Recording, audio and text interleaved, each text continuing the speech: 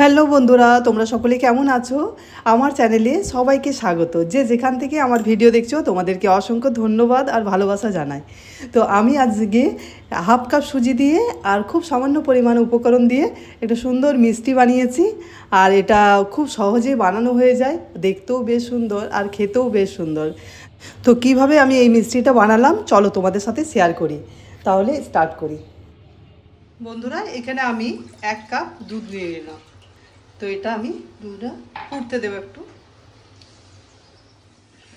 এখানে দুধ ফুটে উঠেছে আর আমি অনেকক্ষণ ধরে ফুটতে দিয়েছি, কেননা আমি কাঁচা দুধ এখানে নিয়েছি। আর তোমরা যদি গরম করা দুধ নাও তাহলে ওটা গরম করতে দিলেই হয়ে যাবে সামান্য।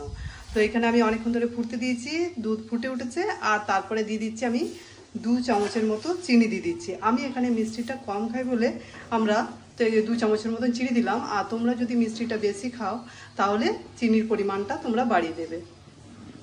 চলো এটা আবারও ফুটতে থাক। চলো দুধ রেডি হয়ে গেছে। আর এখানে দিয়ে দিচ্ছি ফ্লেভারের জন্য এলাচ গুঁড়ো করে রেখেছি, তো সেটা দিয়ে দিচ্ছি।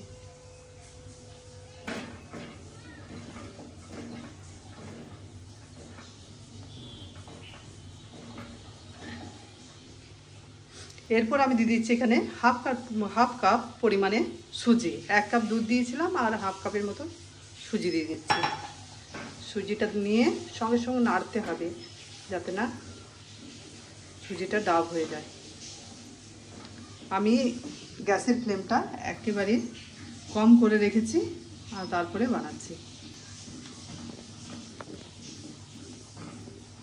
সুজিটা এইভাবে টান টান হয়ে যাবে, তখন দিয়ে দিচ্ছি আমি গুঁড়ো দুধ। মানে হাফ কাপের থেকে একটু সামান্য পরিমাণে বেশি নিয়েছি, তো একটু একটু সামান্য পরিমাণ করে মিশিয়ে দিচ্ছি।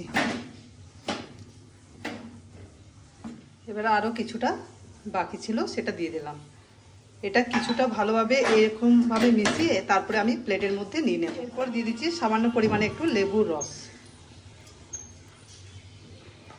আমি কড়াইয়ের থেকে নিচে নামিয়ে দিয়েছি আর প্লেটের মধ্যে খুব ভালোভাবে মেখে নিচ্ছি। গরম আছে।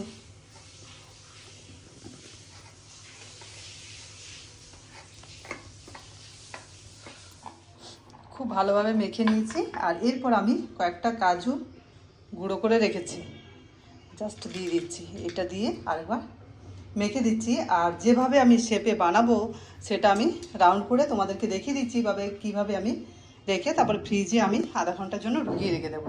তারপরে পিস পিস করে কাটবো। এইভাবে আমি দুটো শেপ করে নিয়েছি আর এরপর আমি ফ্রিজে রেখে দিচ্ছি এই ছোট্ট প্লেটের মধ্যে। তোমরা যেরকম শেপে আনতে পারো, সন্দেশগুলো শেপ করতে পারো। তো চলো আমি ফ্রিজে রেখে দিই। বন্ধুরা, 20 মিনিট আমি রেখেছিলাম ফ্রিজে। তো চলো এরপর সন্দেশটা রেডি করি।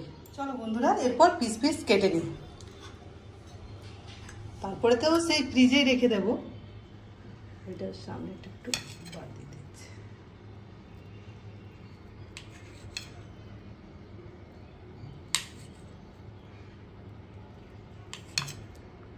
তো তোমরা যেভাবে সেট করে রাখতে পারো, যে যেরকম ডিজাইন করতে পারে, তো আমি এইভাবেই কাটি।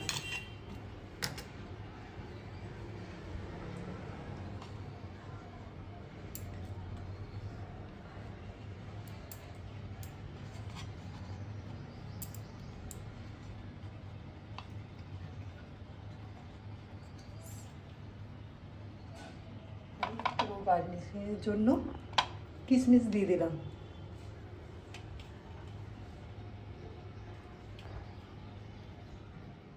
চলো, দেখতে তো বেশ ভালো হয়েছে আর খেতেও সেরকম হবে, কেননা কাজু দেওয়া আছে, গুঁড়ো দুধ দেওয়া আছে। তো তোমরাও খুব সহজেই এটা বানানো হয়ে যায়। তো তোমরা বাড়িতে ট্রাই করতে পারো। এরকম ব্রেকফাস্টে একটা খেয়ে জল খাওয়া খুব ভালো হবে।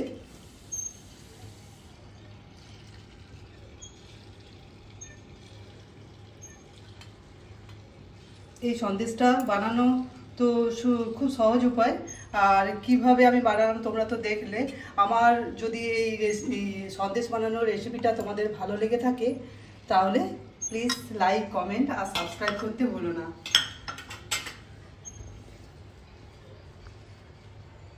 দেখা হচ্ছে পরের ব্লগে।